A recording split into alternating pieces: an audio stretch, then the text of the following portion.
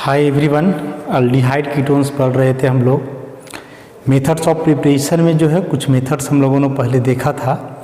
आज जो है मेथड ऑफ प्रिपरेशन को ही हम लोग आगे बढ़ाएंगे और इसमें से अगला मेथड 3, 2 मेथड्स पहले पढ़ चुके थे हम लोग। From carboxylic acids using alkyl lithium.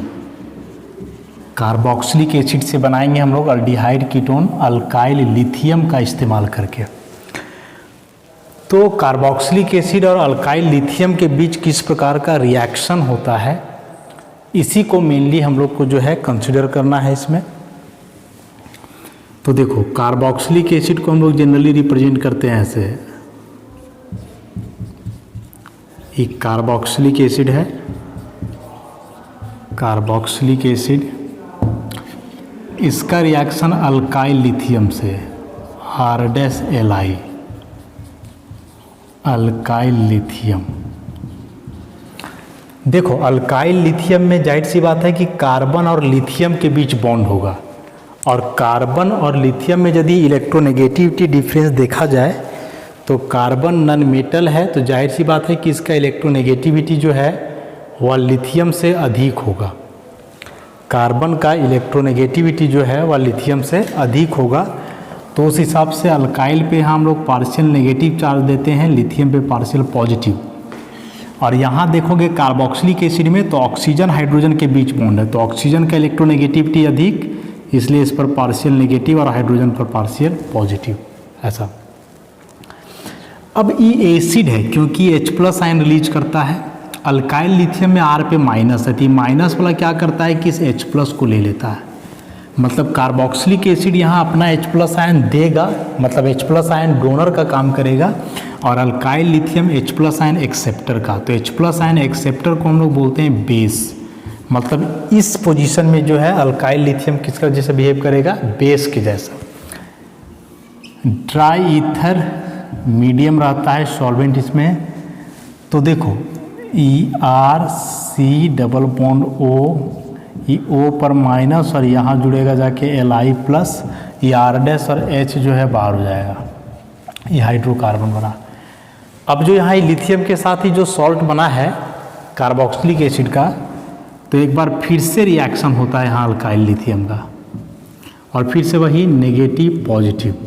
अब चूंकि इस बार इसमें कोई एसिडिक हाइड्रोजन नहीं है, इसलिए अब रिएक्शन यहाँ के जैसा नहीं, कुछ अलग होगा। अलग कैसे होगा कि कार्बन ऑक्सीजन के बीच यहाँ डबल बॉन्ड है, तो इस बॉन्ड का इलेक्ट्रॉन यदि ऑक्सीजन पे शिफ्ट करोगे, क्योंकि ऑक्सीजन का इलेक्ट्रोनेगेटिविटी ज़्यादा है, तो कार्बन पे आ जाएगा प्लस, और जब कार्बन पे प्लस आएगा तो ये माइनस वाला अटैक करेगा यहाँ। तो इस केस में जो अल्काइल लिथियम है ना, ये काम कर रहा है न्यूक्लियोफाइल के जैसा। एक ही स्पीसीज है लेकिन कभी न्यूक्लियोफाइल है तो कभी बेस है। तो बेस का काम कब करेगा, जब H+ को लेगा, और न्यूक्लियोफाइल का काम कब करेगा, जब कार्बन पे अटैक करेगा। और ये कार्बन पे यहाँ पॉजिटिव चार्ज होने के चलते इलेक्ट्रोफाइल के जैसा बिहेव करेगा। तो एक एडिशन सॉल्ट बन जाएगा इसमें, C पर O- और फिर से Li+ जाके वहाँ जुड़ेगा, और यहाँ से ये एक O- Li+ पहले से है, और ये नीचे R'। ये बीच में जो है एडिशन सॉल्ट या एडिशन कंपाउंड बना, या एडिशन प्रोडक्ट बोलो, जो भी है। अब फिर इसका हम लोग करते हैं हाइड्रोलाइसिस। HOH वाटर 2 मोल लेते हैं, और एसिडिक हाइड्रोलाइसिस है, मतलब ये वाटर में एसिड मिला हुआ रहेगा। तो देखो, वाटर में H+ OH-, तो ये OH- जाकर के जुड़ेगा Li+ के साथ, और ये H+ जाके जुड़ेगा O- के साथ। तो ये कुछ ऐसा बन जाएगा, COH EOH R', और साथ ही साथ बाहर हो जाएगा -2 LiOH। अब बताएं कि एक कार्बन पे 2 OH ग्रुप पॉसिबल नहीं होता है, इसलिए यहाँ से H2O बाहर। तो यदि H2O यहाँ से एलिमिनेट करोगे तो प्रोडक्ट कुछ हम लोग का ऐसा बनेगा, RCO R' कीटोन, ऐसा। तो इस तरह से जो है अल्काइल लिथियम का 2 मोल जो है रिएक्शन करता है कार्बोक्सिलिक एसिड से। बीच में पहले एडिशन प्रोडक्ट बनेगा और फिर उसका हाइड्रोलाइसिस करोगे तो हाइड्रोलाइसिस करने के बाद जो है सो हम लोगों को क्या मिलता है, इसमें कीटोन मिलेगा। अब यहाँ अपने हिसाब से आप कार्बोक्सिलिक एसिड लो, यहाँ अल्काइल ग्रुप लो, तो जैसा अल्काइल ग्रुप यहाँ लोगे लिथियम के पास, जैसा यहाँ कार्बोक्सिलिक एसिड में लोगे उसी प्रकार का प्रोडक्ट बनेगा। यदि आप जो है मान लो कि कार्बोक्सिलिक एसिड में यहाँ आप हाइड्रोजन लेते हो, माने फॉर्मिक एसिड, तो यदि यहाँ फॉर्मिक एसिड लोगे तो ऐसे ही आते जाएगा, लास्ट में यहाँ मिलेगा H। तो इस केस में कीटोन नहीं बल्कि इस केस में क्या बनेगा, अल्डिहाइड बनेगा। लेकिन यदि फॉर्मिक एसिड के अलावे कोई एसिड लेते हो, एसिटिक एसिड, प्रोपेनोइक एसिड, मतलब कोई अल्काइल ग्रुप लेकर के, तब प्रोडक्ट में क्या बनेगा, कीटोन। और अपने हिसाब से यहाँ अल्काइल ग्रुप लेते जाना है। तो यह था एक मेथड, इसमें मेथड नंबर 3। बहुत सारे रिएक्शंस जो हैं इसका एग्जाम्पल नोट्स में लिखा हुआ है, अपने से भी आप लोग प्रैक्टिस कर सकते हो, आर के जगह अलग अलग ग्रुप लेकर के। चौथा मेथड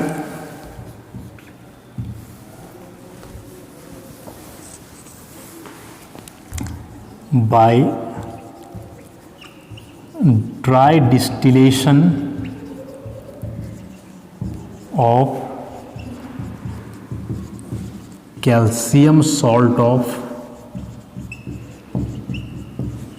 कार्बोक्सिलिक एसिड। देखो ड्राई डिस्टिलेशन का मतलब होता है सॉलिड को हीट करके गैस में बदलना। सॉलिड को हीट करके गैस में बदलना कहलाता है ड्राई डिस्टिलेशन। और जो गैसियस प्रोडक्ट होता है उसको वापस कंडेंस करके आप लिक्विड में बदल सकते हो या सॉलिड में। लेकिन सॉलिड सब्सटेंस को गैसियस प्रोडक्ट में कन्वर्ट करना बाय हीटिंग कहलाता है ड्राई डिस्टिलेशन। और यदि हीट करके किसी सब्सटेंस को आप तोड़ रहे हो, डिकम्पोजिशन कर रहे हो उसका, तो उस प्रोसेस को हम लोग पायरोलाइसिस भी बोलते हैं। तो इसमें क्या है कि जो कैल्शियम सॉल्ट है ना कार्बोक्सिलिक एसिड का, यदि उसका ड्राई डिस्टिलेशन माने यदि उसको हीट करोगे तो यहाँ से कार्बोनिल कंपाउंड्स मिलेंगे, मतलब अल्डिहाइड्स और कीटोन्स। लेकिन इसमें जो है ना वह अलग अलग केस है। अलग अलग केस क्या है कि जैसा सॉल्ट आप लोगे कार्बोक्सिलिक एसिड का वैसा ही प्रोडक्ट बनेगा। जैसे मान लो कि आप कैल्शियम फॉर्मेट ले रहे हो, फॉर्मिक एसिड का सॉल्ट है ऐसा Ca2+, कैल्शियम फॉर्मेट। तो यदि फॉर्मिक एसिड का सॉल्ट लोगे और इसको हीट करोगे तो हीट करने के बाद देखो इतना बाहर होता है, और ये HCO और ये H जाके यहाँ जुड़ेगा ऐसा, प्लस बाहर हो जाएगा CaCO3, और E जो बना इसको हम लोग क्या बोलेंगे, फॉर्मल्डिहाइड ऐसा। तो फॉर्मिक एसिड का सॉल्ट का यदि ड्राई डिस्टिलेशन करोगे तो प्रोडक्ट क्या मिलेगा, फॉर्मल्डिहाइड मिलेगा, पहला केस। वैसे ही सेकेंड केस कि एक तुम लो फॉर्मिक एसिड,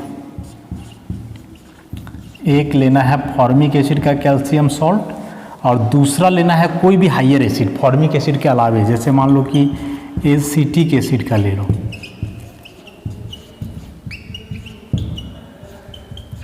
ये नीचे वाला है कैल्शियम एसीटेट और ये कैल्शियम फॉर्मेट है, इसी को ऐसे हम लोग लिखे हैं।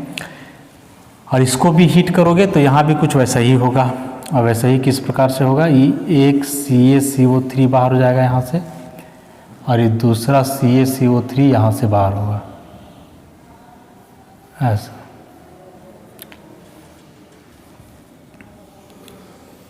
इस तरह से तो ये CH3CO H आके जुड़ जाएगा, वैसे ही CH3CO H आके जुड़ जाएगा, मतलब 2 मोल एसिटल्डिहाइड प्लस ये 2 मोल कैल्शियम कार्बोनेट।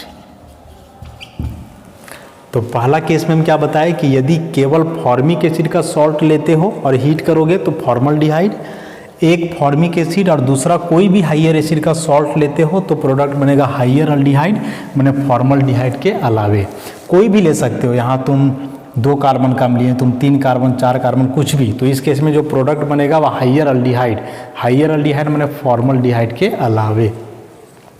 और तीसरा केस इसमें है कि यदि तुम केवल हाइयर एसिड का ही सॉल्ट लेते हो, जैसे मान लो बेंजोइक एसिड का सॉल्ट लें, बेंजोइक एसिड का सॉल्ट लें,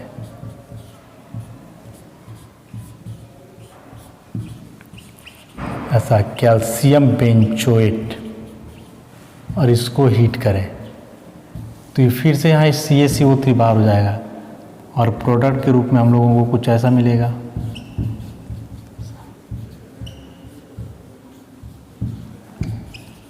बेंजोफिनोन प्लस CaCO3 ऐसा। तो 3 केस इसमें हम बताए। पहला केस कि फॉर्मिक एसिड का कैल्शियम सॉल्ट है तो फॉर्मल्डिहाइड बनेगा।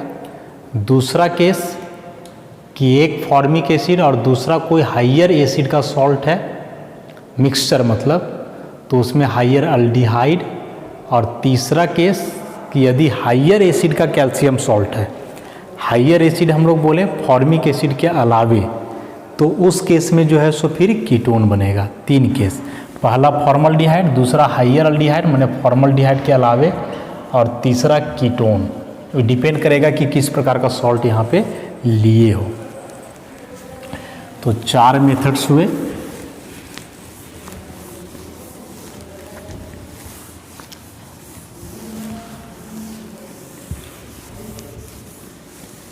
पांचवा मेथड इसमें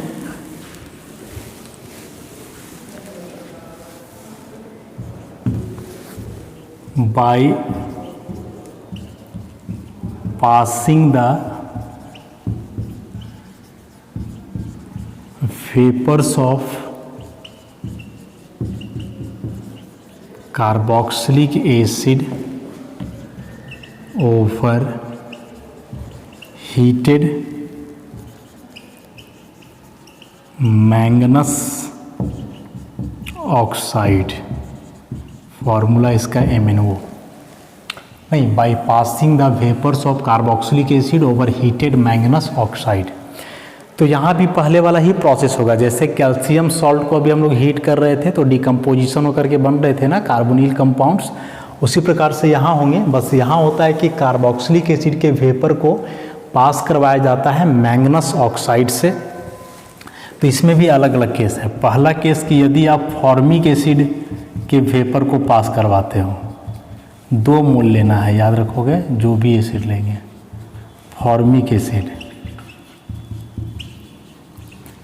और इसको पास करवा रहे हैं हम लोग मैंगनस ऑक्साइड्स, तो ऐसा रिएक्शन होगा, ये CO2 बाहर होगा और ये H2O बाहर होगा, EH यहाँ जुड़ गया, तो ये बन गया formaldehyde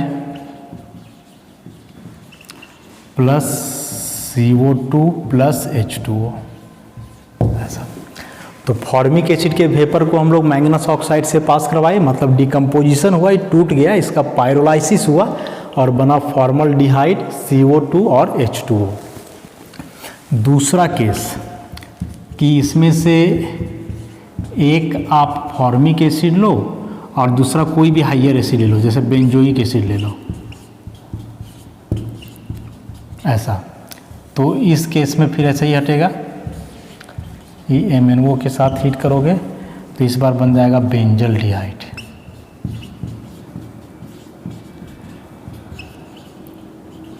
benzaldehyde plus CO2 plus H2। तो पहला केस कि यदि फॉर्मिक एसिड का पायरोलाइसिस किए, मतलब इसको हीट करके डिकम्पोज किए, तो फॉर्मल्डिहाइड। दूसरा केस कि एक फॉर्मिक एसिड और दूसरा हाइयर एसिड, माने फॉर्मिक एसिड के अलावे, तो इस केस में हाइयर अल्डिहाइड बनेगा, मतलब फॉर्मल्डिहाइड के अलावे। तीसरा केस इसमें कि हाइयर एसिड ही लेना है दोनों, और दोनों सेम एसिड लेना है, जैसे दोनों एसिटिक एसिड लो ऐसा, और इसका पायरोलाइसिस करो, ये MnO और हीट, इस प्रकार से। और अगला केस की अलग अलग हाइयर एसिड लो, एक एसिटिक एसिड लो और एक प्रोपेनोइक एसिड लो ऐसा, और फिर इसका पायरोलाइसिस करो, इस प्रकार से। तो 2 अलग अलग केस है। पहला केस क्या बताए, फॉर्मिक एसिड वाला, दूसरा एक फॉर्मिक एसिड और दूसरा हाइयर एसिड। वो तीसरा केस बता रहे हैं कि उसमें से दोनों हाइयर एसिड होंगे लेकिन सेम होंगे, और चौथा केस में कि दोनों हाइयर एसिड होंगे लेकिन अलग अलग होंगे। तो इसमें देखो EH2O निकला, CO2 निकला, तो क्या बना CH3CO CH3 plus CO2 plus H2O acetone. और इस केस में भी वैसा ही, तो ये CH3CO CH2 CH3 plus CO2 plus H2O, यहाँ क्या बना ब्यूटानोन। तो ये जो ब्यूटानोन है ये अनसिमेट्रिकल कीटोन है, अनसिमेट्रिकल कीटोन है, और जो एसीटोन है ये सिमेट्रिकल है, ऐसा। तो यदि सेम हाइयर एसिड रहे और इसका पायरोलाइसिस करो तो बनेगा सिमेट्रिकल कीटोन, और यदि अलग अलग हाइयर एसिड रहा तब इस केस में बनेगा अनसिमेट्रिकल कीटोन। तो 4 केस कि फॉर्मिक एसिड केवल लेंगे तो फॉर्मल्डिहाइड, एक फॉर्मिक एसिड दूसरा हाइयर एसिड तो हाइयर अल्डिहाइड, तीसरा केस कि दोनों हाइयर एसिड होगा लेकिन सेम एसिड होगा, जैसे यहाँ भी एसिटिक यहाँ भी एसिटिक, तो सिमेट्रिकल कीटोन। और लास्ट केस में कि दोनों हाइयर एसिड होगा लेकिन अलग अलग, जैसे एक एसिटिक है दूसरा प्रोपेनोइक है, तो इस केस में अनसिमेट्रिकल कीटोन। तो ये 4 तरीके से जो है हम लोग इसका पायरोलाइसिस करके अलग अलग प्रोडक्ट बना सकते हैं। तो कार्बोक्सिलिक एसिड से हम लोग बनाए ऐसा।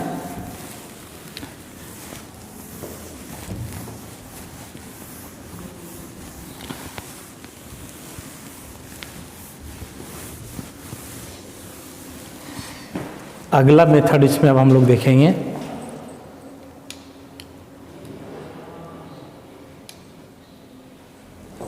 अगला मेथड 6 नंबर में है। From alkyl cyanide using Grignard reagent, using Grignard reagent. Alkyl cyanide से ग्रिग्नार्ड रिएजेंट का इस्तेमाल करके भी हम लोग बना सकते हैं कार्बोनिल कंपाउंड्स। कैसे? तो अल्काइल साइनाइड को हम लोग रिप्रेजेंट करते हैं ना ऐसे RCN, alkyl cyanide. Grignard reagent को दिखलाते हैं RMgX। पहले भी हम लोग देखे हैं ग्रिग्नार्ड रिएजेंट में कार्बन और मैग्नीशियम के बीच बॉन्ड होता है। अब चूंकि कार्बन का इलेक्ट्रोनेगेटिविटी अधिक तो पार्शियल नेगेटिव, मैग्नीशियम का कम तो पार्शियल पॉजिटिव। अब यहाँ देखो कार्बन नाइट्रोजन के बीच ट्रिपल बॉन्ड है, तो नाइट्रोजन का इलेक्ट्रोनेगेटिविटी कार्बन से होता है ज़्यादा, तो ये बॉन्ड का इलेक्ट्रॉन शिफ्ट करेंगे। यहाँ इलेक्ट्रोमेरिक इफेक्ट होगा कि रिएजेंट आने से पाई इलेक्ट्रॉन शिफ्ट कर जाएगा, तो कार्बन पे प्लस आ जाएगा। ये कार्बन का भी 4 बॉन्ड है ना, 1 2 3 4, और जब एक बॉन्ड हट जाएगा तो बचेगा 3। अब इस पर प्लस आ जाएगा तो इसके चलते ये काम करेगा इलेक्ट्रोफाइल का, और यहाँ नेगेटिव है तो ये काम करेगा न्यूक्लियोफाइल का। तो देखो न्यूक्लियोफाइल आके कार्बन पे अटैक करेगा। सॉल्वेंट यहाँ ड्राई ईथर, तो क्या बनेगा ये R नीचे जुड़ जाएगा, ये डबल बॉन्ड N पर एक लोन पे पहले से, और ये बॉन्ड वाला एक और आएगा नेगेटिव आ जाएगा, और MgX पॉजिटिव। तो ये बीच में हम लोग का बना है एडिशन प्रोडक्ट। अब फिर इसका हम लोग करेंगे हाइड्रोलाइसिस। 3 मोल वाटर लेंगे, एसिडिक हाइड्रोलाइसिस मतलब उसमें रहेगा एसिड मिला हुआ है। तो वाटर का 3 मोल मतलब समझ रहे हो ना, H+OH-। तो देखो H+ जा करके तुम्हारा जुड़ेगा N- से, तो तीनों H+N से जुड़ करके बन जाएगा NH3। और जो 3 OH है इसमें से एक OH Mg+ के पास जुड़ेगा और ये बन जाएगा MgOH-X। और E जो बना RCR', तो क्या बताए तीनों H जुड़ गया N- से, तो NH3। 3 OH में से एक OH जुड़ा Mg+ के पास तो बना E। 2 OH अभी भी बचा हुआ है तो ये कार्बन से जुड़ेगा, ये OH। और फिर यहाँ से देखो H2 होगा बाहर, तो ये बन जाएगा RC⋯O R' कीटोन बन जाएगा ऐसा। तो अल्काइल साइनाइड का जो रिएक्शन है ग्रिग्नार्ड रिएजेंट के साथ, यह एक न्यूक्लियोफिलिक एडिशन रिएक्शन है, क्योंकि ग्रिग्नार्ड रिएजेंट जो है ना यहाँ न्यूक्लियोफाइल के जैसे काम कर रहा है। इसलिए इस रिएक्शन को हम लोग न्यूक्लियोफिलिक एडिशन रिएक्शन बोलेंगे। तो अल्काइल साइनाइड का पहले न्यूक्लियोफिलिक एडिशन हुआ ग्रिग्नार्ड रिएजेंट के साथ, तो बीच में एडिशन प्रोडक्ट बना, इसका हाइड्रोलाइसिस किए, तो फिर हाइड्रोलाइसिस होने के बाद जो हम लोग को मिला क्या, कीटोन। इसमें से देखो अल्काइल साइनाइड लिए तो कीटोन ही बनेगा हमेशा, या फिक्स्ड है। अब तुम R और R' के जगह अपने इच्छा से जो अल्काइल ग्रुप चाहे वो ले सकते हो। रिएक्टिविटी में थोड़ा बहुत अंतर होगा, लेकिन हम लोग इक्वेशन बना सकते हैं। अब मान लो कि अल्काइल साइनाइड की जगह तुम यदि हाइड्रोजन साइनाइड ले लो HCN, तो हाइड्रोजन साइनाइड लेंगे तो क्या हो जाएगा, यहाँ भी आएगा H, यहाँ भी रहेगा H और इस जगह भी रहेगा H, तो ये कीटोन नहीं क्या बनेगा, अल्डिहाइड बनेगा। लेकिन हाइड्रोजन साइनाइड जो है रेयर है, टॉक्सिक भी होता है, बहुत वीक एसिड भी है, इसलिए हाइड्रोजन साइनाइड हम लोग नहीं लेते हैं, जनरली कीटोन ही बनाते हैं इस मेथड से। तो ये हो गया। इसके बाद 7वां नंबर में अल्काइल साइनाइड ही रहेगा, इस बार हम लोग यहाँ यूज करेंगे अल्काइल लिथियम। ऐसा, तो यहाँ अल्काइल साइनाइड है तो R ही रहने दो, अल्काइल लिथियम में ही R' और यहाँ आपका हो जाएगा Li। This is same reaction होगा, जैसा रिएक्शन अभी ग्रिग्नार्ड रिएजेंट के साथ हम लोग पढ़े थे ना, बिल्कुल वही रिएक्शन होने वाला है। E जो है सो काम करेगा न्यूक्लियोफाइल का, E इलेक्ट्रोफाइल का, तो ऐसा ही होगा, बस यहाँ Mg+ के जगह इस बार रहेगा Li+, सेम रिएक्शन होगा। तो यहाँ LiOH और लास्ट में फिर वही हो जाएगा R कीटोन बनेगा। तो यहाँ से एक बात तो हम लोग को पता चल गया ना कि अल्काइल लिथियम और जो ग्रिग्नार्ड रिएजेंट होते हैं दोनों इलेक्ट्रोफाइल्स के जैसे भी दोनों न्यूक्लियोफाइल्स के जैसे बिहेव करते हैं यदि उनका रिएक्शन करवाया जाए वैसे कंपाउंड से जिसमें कार्बन और कोई हेट्रो एटम के बीच डबल या ट्रिपल बॉन्ड हो। माने कार्बन ऑक्सीजन डबल बॉन्ड हो, कार्बन ऑक्सीजन ट्रिपल बॉन्ड हो, कार्बन नाइट्रोजन ट्रिपल बॉन्ड हो या कार्बन नाइट्रोजन डबल बॉन्ड हो, तो ऐसे कंपाउंड जब रहेंगे साथ में तो जो अल्काइल लिथियम या फिर जो ग्रिग्नार्ड रिएजेंट है वे न्यूक्लियोफाइल का काम करेंगे और न्यूक्लियोफिलिक एडिशन रिएक्शन हो करके पहले एडिशन कंपाउंड और फिर हाइड्रोलाइसिस करके प्रोडक्ट के रूप में अल्डिहाइड या फिर कीटोन। बताया यहाँ हाइड्रोजन साइनाइड लेंगे तब अल्डिहाइड, और उसके अलावा यदि कोई भी अल्काइल साइनाइड लेते हो तो प्रोडक्ट के रूप में क्या बनेगा, कीटोन। फॉर एग्जांपल जैसे मान लो कि यहाँ हम बेंजीन लें, ऐसा बेंजोनाइट्राइड, और यहाँ मान लो कि CH3 ले लो, तो ऐसे ही बढ़ते जाएगा ना सब जगह। यहाँ हो जाएगा बेंजीन, यहाँ हो जाएगा CH3, फिर वैसे ही यहाँ बेंजीन, यहाँ CH3, तो प्रोडक्ट में सही हो जाएगा CH3 और यहाँ बेंजीन, और प्रोडक्ट क्या बनेगा, एसीटोफिनॉन। ऐसा रिएक्शन होगा। तो सिमिलर रिएक्शन है, बस अलग अलग ग्रुप हम लोग वहाँ लेंगे केवल। इसके बाद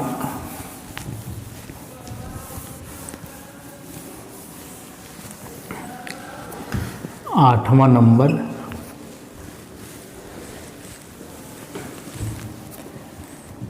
by reduction of alkyl cyanide using DIPALH। ई क्या है, डाई आइसोब्यूटाइल एल्यूमिनियम हाइड्राइड। तो डाई का D, आइसो का I, ब्यूटाइल का B, एल्यूमिनियम का Al और हाइड्राइड का H। तो DIBAL, die isobutyl aluminium hydride. कैसा फॉर्मूला होगा, एल्यूमिनियम हाइड्राइड है मतलब एल्यूमिनियम से हाइड्रोजन रहेगा, इसमें 2 आइसोब्यूटाइल ग्रुप जोड़ना है, ये आइसोब्यूटाइल ग्रुप हुआ CH2CH CH3 CH3, तो यही है आइसोब्यूटाइल आइसोब्यूटाइल। तो डाई आइसोब्यूटाइल एल्यूमिनियम हाइड्राइड, इसको शॉर्ट में हम लोग ऐसे लिखते हैं, आइसोब्यूटाइल को ऐसे लिखेंगे तो इसका होल टू एल्यूमिनियम हाइड्राइड। ऐसे ये जो डाई आइसोब्यूटाइल एल्यूमिनियम हाइड्राइड जो है ना, यह एक रिड्यूसिंग एजेंट होता है, हाइड्राइड ट्रांसफ़र करता है। एल्यूमिनियम हाइड्रोजन के बीच बॉन्ड है ना, तो इसमें से हाइड्रोजन का इलेक्ट्रोनेगेटिविटी ज़्यादा, तो डेल माइनस और इस पर रहेगा डेल प्लस, तो ये हाइड्राइड आयन ट्रांसफ़र करता है, इसलिए काम करता है रिड्यूसिंग एजेंट का।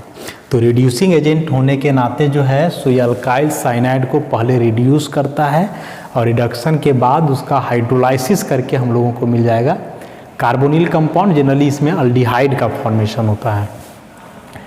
तो किस प्रकार का रिएक्शन होता है उसको हम लोग देखेंगे, ये सब नोट्स में लिखा हुआ है।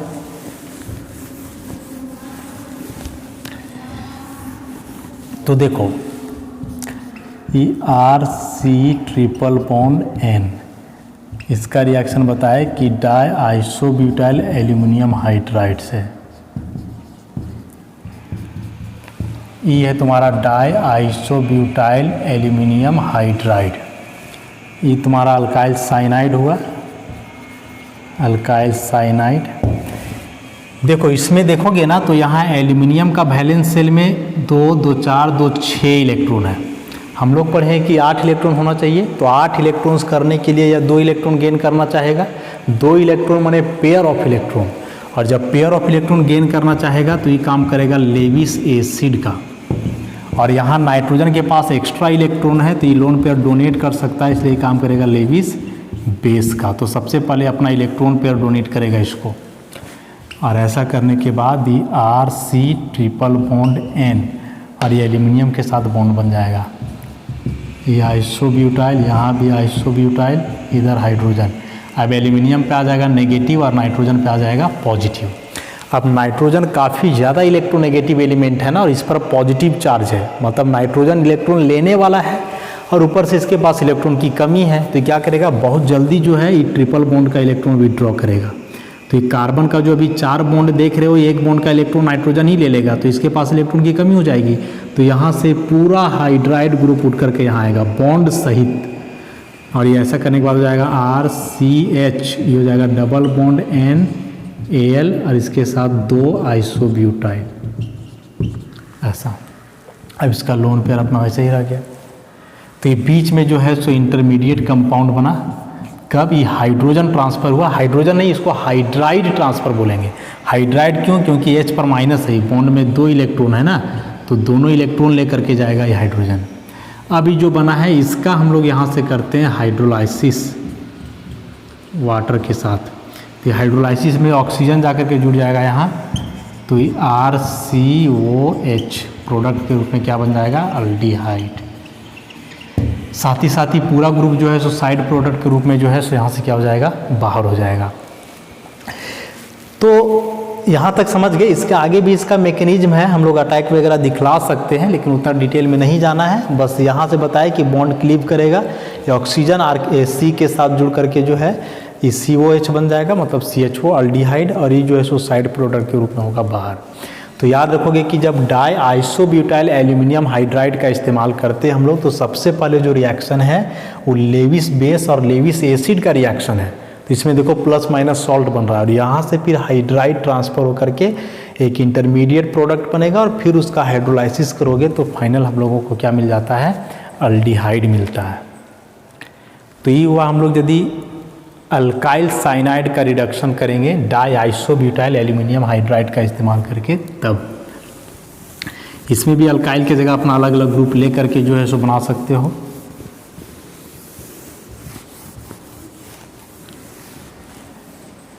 उसके बाद इसमें बहुत ही इम्पॉर्टेंट है एक नेमिंग रिएक्शन 9 नंबर में, by Stephen's reduction, by Stephen's reduction नाम है, बहुत इंपॉर्टेंट रिएक्शन है। एग्जामिनेशन में जो है अक्सर यह रिएक्शन पूछा जाता है। तो रिएक्शन है क्या, नोट्स में तो लिखा हुआ है लैंग्वेज, बस अभी हम लोग रिएक्शन देखते हैं केवल। अल्काइल साइनाइड का रिडक्शन होता है, या फिर अल्केन नाइट्राइल जो बोलो।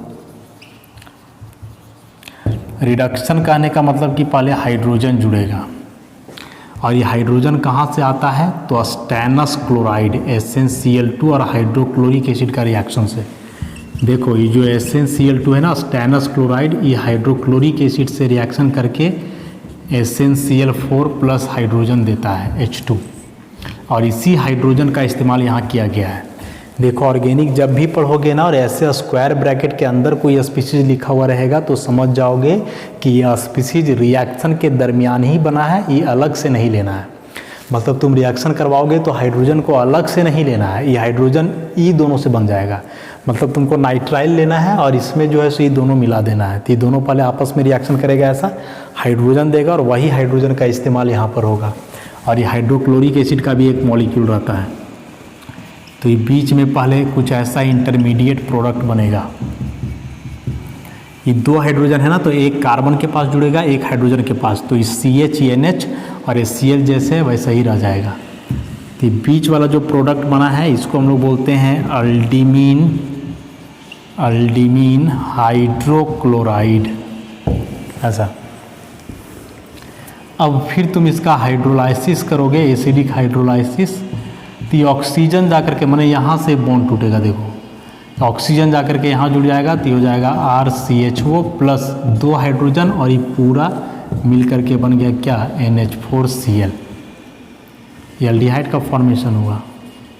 तो एकदम आसान सा रिएक्शन है। लैंग्वेज इसका लिखा हुआ है कि the reduction of alkyl cyanide using stannous chloride and hydrochloric acid followed by hydrolysis to yield corresponding aldehyde is known as Stephen's reduction. अब यहाँ जैसा ग्रुप तुम लेना चाहो, जैसे मान लो कि यहाँ हम लोग बेंजीन लें, तो क्या नाम लिखेंगे इसका, फिनाइल साइनाइड लिखेंगे, तो सेम होते जाएगा। यहाँ बेंजीन, तो इसको हम लोग बोलेंगे क्या, बेंजल्डिमीन हाइड्रोक्लोराइड, और यहाँ फिर बेंजीन आ जाएगा। तो प्रोडक्ट के रूप में हम लोग का क्या बनेगा, बेंजल्डिहाइड। तो डायरेक्ट नोट्स लिखने आता है, नोट्स लिखने आएगा तो लैंग्वेज जो कि नोट्स में लिखा हुआ है अच्छे से, और यह एक रिएक्शन, एक एग्जाम्पल देना आवश्यक है। आज के लिए एक मेथड हम लोग और देखें, 10